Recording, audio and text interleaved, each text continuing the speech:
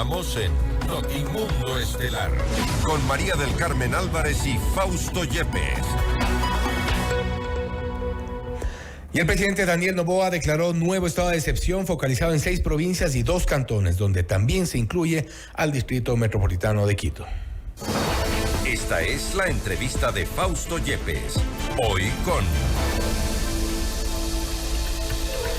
A esta hora hacemos contacto con la abogada Catherine Herrera, experta en seguridad, para hablar sobre el nuevo estado de excepción. ¿Hay resultados o esto nos debe de alguna forma generar preocupación, principalmente en Quito, este momento que se habla de un crecimiento de la criminalidad? Catherine, gracias por estar con nosotros. Fausto Yepes le saluda, bienvenida. Fausto, ¿cómo está? Y a toda la audiencia, muchísimas gracias por la invitación, qué gusto. ¿Qué lectura que deberíamos tener a propósito de este nuevo estado de excepción? Creo que a muchos nos ha tomado por sorpresa porque no ha habido un evento en particular, salvo lo que ha ocurrido en las últimas semanas en Quito de los incendios forestales, y se ha dicho también, el propio concejal Michael Aulestia ha reconocido que hay bandas criminales que están llegando hacia la capital, y esto podría ser una de las razones. ¿A qué obedece? Bueno, últimamente la capital ha tenido un rol específico en la geopolítica del crimen organizado, ya que toda la fuerza o el aparataje estatal se ha estado concentrando en ciudades o provincias de la costa ecuatoriana. No es algo nuevo, ya lo hemos venido diciendo en estos últimos meses, en donde el traslado de estos militantes, de estas estructuras de delincuencia organizada se han trasladado, valga la redundancia, para la capital, en donde ya tenían unas manifestaciones, pero cuando se realiza un traslado más masivo, tiene que realizar un poder, un monopolio ilegítimo de la fuerza, con mano dura, con más presión, por así mencionarlo, en donde ya va a existir este choque con otros grupos de delincuencia organizada que van a pelear por el territorio, que van a asumir, que van a tender también pues ocupar nuevas tendencias delictivas, que van a querer pues conmocionar, generar miedo, que van a querer pues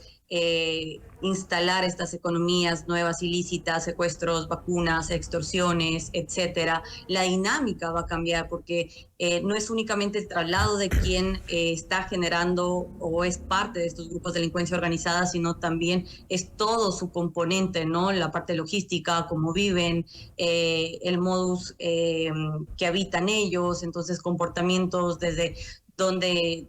han vivido, cómo operan, etcétera, también está. Y en eso ha estado la ciudad de Quito, en donde se ha visto un incremento pues de estos hechos violentos, en donde se ha visto una percepción de inseguridad mucho más elevada por parte de la ciudadanía, que tal vez no ameritaba para declararlo en un estado de excepción, sobre todo teniendo en cuenta que en otras provincias ya ha sido declarado estado de excepción y no se ha tenido una baja o un combate efectivo para esta problemática de inseguridad, ¿no? Teniendo en cuenta de que es una situación temporal los estados de excepción, pero que no va a la parte estructural o la parte intrínseca, en donde se necesita cooperación y coordinación interinstitucional, en donde se necesita involucramiento de otras entidades, en donde se necesita trabajar muchísimo con la comunidad, y es algo que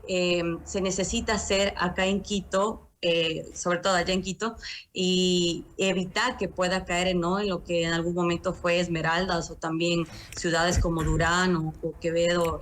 en provincias de la costa ecuatoriana. Pero, Catherine, ¿es Quito la capital, terreno fértil quizá para que lleguen a instalarse bandas criminales, muy seguramente huyendo quizá de zonas donde hay mayor presencia del bloque de seguridad? Hemos visto lo ocurrido en Azuay, ya en algunas ciudades y provincias de la costa, pero ¿Quito podría ser eventualmente un tierra fértil para el desarrollo de sus actividades criminales? Bueno, hay que dividir en dos situaciones, ¿no? Tenemos lo que es delincuencia común, robos, asaltos, robo de la propiedad, etcétera, que es algo de estos delitos que siempre ha estado presente en la capital. En ciertos sectores, al sur, tenemos también la ecuatoriana, otros otros espacios. Y por otra parte tenemos el crimen organizado, delitos más fuertes como tráfico de armas, narcotráfico, trata de personas, minería ilegal, etcétera. En esa dinámica donde genera un dinero mucho más fuerte, no le veo a Quito como un actor estratégico para la geopolítica del crimen organizado. Sin embargo, Quito sí forma parte como un punto estratégico de tránsito del crimen organizado, tal vez de acopio, tal vez temas un poco de lavado de activos, etcétera, pero lo que ahora estamos nosotros evidenciando es que hay un traslado, o sea, una mutación de ciertas estructuras criminales que vienen acá a Quito, no tanto para operar en todos estos delitos del crimen organizado, pero sí para realizar un tema de residencia, sí para realizar un tema de hospedaje temporal, por así mencionarlo, de estas estructuras criminales. Y claro, para que ellos se mantengan, tienen que generar su día a día, su convivencia. Entonces, para que ellos puedan estar, tienen que generar este monopolio legítimo de la fuerza, en donde tienen que generar miedo, tienen que ganar territorio, tienen que nuevamente generar una economía ilícita, generar inversión o ingresos para el resto de militantes, que eso se lo puede hacer a través de estas vacunas, que esos son los delitos que pueden estar afectando más a barrios de la capital, por ejemplo, que ciertos locales comerciales pues caigan dentro de vacunas, extorsiones, estafas, etcétera, pero enfrentamientos en sí que puede haber van a ser sobre todo por quién puede estar operando para esta estadía temporal de estas estructuras criminales, pero más no para que sea el nicho o el núcleo, que Quito se vuelva a convertir como el núcleo del crimen organizado. No obstante, debería de alguna forma también preocupar y mucho a los ciudadanos, principalmente donde se apunta a esta suerte de lugares de descanso, de residencia, de estancia, de hospedaje, como se pueda mencionar, de las bandas. Nos referimos a los extremos norte o sur de la capital, pero en esta dinámica, en esta necesidad de subsistir a través de algún tipo de ingresos ilícitos, evidentemente, ya generan zozobra. Y eventualmente en ese caso se justificaría un estado de excepción quizá para una mayor o mejor intervención de la fuerza pública. Fausto, la experiencia nos ha indicado que los estados de excepción son medidas temporales y que solo se concentra en medidas policiales y militares, que sí es óptimo cuando tenemos algo muy puntual, por ejemplo, desarticular ciertas estructuras criminales, cuando queremos erradicar o combatir delitos específicos, pero cuando son problemáticas de inseguridad en donde trae consigo problemas sociales, temas de desempleo, problemas de espacio público, temas de traslado de la inseguridad de un momento a otro, temas de migración, etcétera. No se puede tener una solución efectiva con un estado de excepción. Ya lo hemos tenido experiencia años atrás. Tenemos ya 6 meses con un conflicto armado no interno, con una conmoción interna que hasta ahora no llegamos a atinarle cómo manejarlo, cómo podemos reducir esos índices de inseguridad, cuando la receta, o tal vez, no quisiera hablar de una fórmula perfecta porque no lo existe. O sea, Quito, incluso en la misma ciudad de Quito, el abordar el tema de seguridad entre el norte,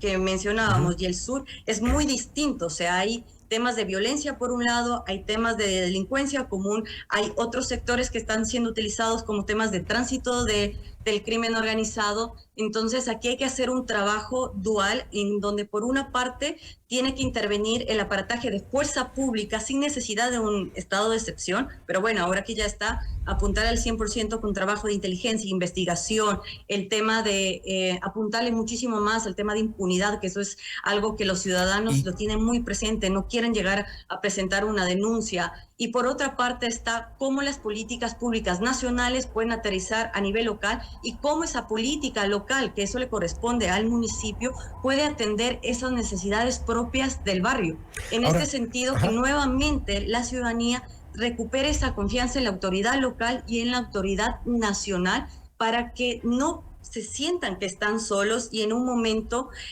no pase lo que ha sucedido en otros sectores o en otras ciudades, en donde una vez que piensa la ciudadanía o la comunidad que se encuentran solos, simplemente pasa una autoridad ilegítima asumir quien tiene el control y claro, por un tema de miedo, por un tema de no tener una solución efectiva, etcétera, pues ya se comienza a manejar en un entorno de inseguridad y son ellos, estas estructuras criminales que incluso comienzan a operar y poner las normas del juego dentro de estos sectores, dentro de estos barrios. Y Ahora es ahí bien, en donde políticas Catherine, públicas, el plan de seguridad ciudadana, el trabajo interinstitucional, inversión, educación, cultura, el tema de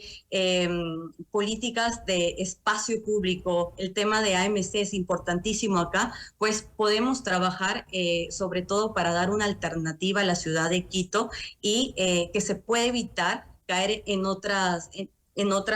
falencias como ha sucedido en la costa ecuatoriana. Aún no le veo a Quito tan dramático como está, se puede trabajar de manera articulada, pero la clave aquí está trabajar con la comunidad, o sea, recuperar la confianza en ellos. si bien no debería eventualmente preocuparnos tanto la situación, o al menos no está en un nivel de extrema preocupación, pero me preocupa un poco lo que usted menciona, que creo que es algo con lo que coincidimos, la falta de trabajos de inteligencia, de una inteligencia que permita identificar ciertos puntos, bloques donde pueda haber mayor riesgo. Y me refiero a esto porque si bien hay un estado de excepción focalizado, 6 provincias, 2 cantones, se está tomando al problema de forma integral y no localizada. Me explico un poco mejor, quizá en Quito no es el mismo tratamiento que van a tener en Ponce Enríquez, no es el mismo tratamiento que van a tener en el resto de las provincias, incluso individualmente, porque la criminalidad es distinta, el tipo de operaciones son distintas, las organizaciones que han llegado o habrían llegado a Quito tienen otro tipo de dinámica, otro tipo de forma de operar, entonces, y es eso lo que no se está haciendo.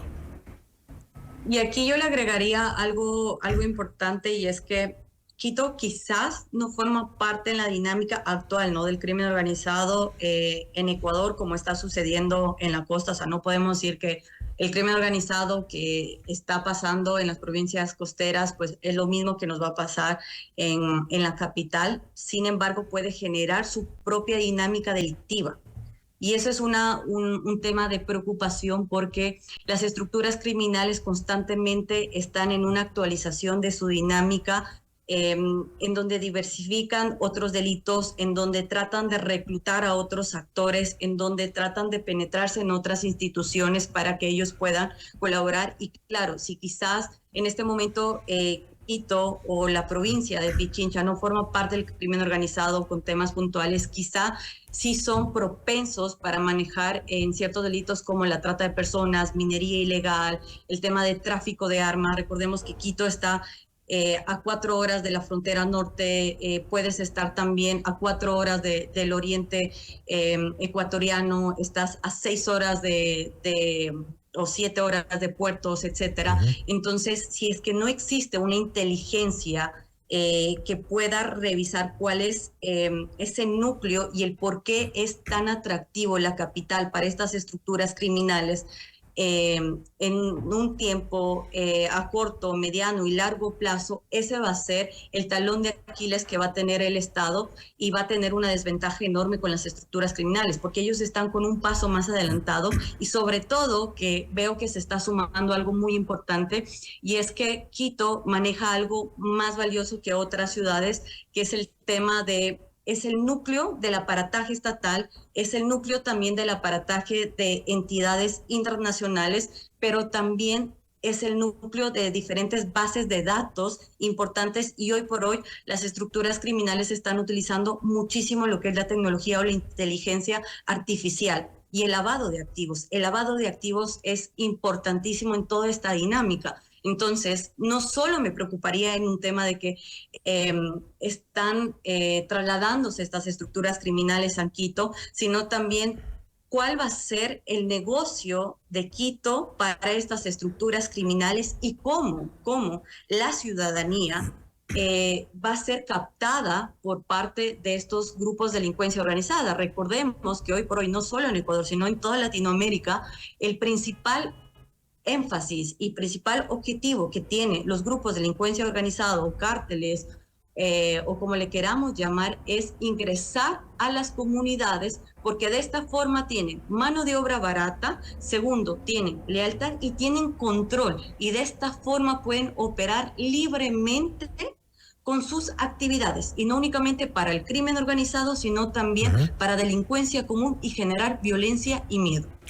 Me deja un poco más preocupado, pero en todo caso creo que es un análisis válido y necesario en este momento, incluso para tomar algunas acciones desde el gobierno y principalmente a través de estos estados de excepción que tengan otro tipo de resultados que antes no se los ha visto. Catherine, nuevamente, gracias por haber estado con nosotros. Con gusto, Fausto. Muchísimas gracias. Gracias nuevamente, la abogada Catherine Herrera, experta en seguridad, hablando sobre el nuevo estado de excepción. Hay resultados, de momento parece que los estados de excepción no tienen los resultados deseados respecto del control de la criminalidad, del control de la inseguridad en las ciudades. Esta vez en Quito también se habla de una nueva dinámica delictiva. Está identificada por parte de las autoridades, al menos eso sería lo deseable. También más adelante tendremos la entrevista de María del Carmen Álvarez con el ingeniero Wilson Merino, concejal de Quito, para hablar sobre los riesgos en la capital. Esto es Notimundo Estelar, siempre bien informados. Noticias, entrevistas, análisis.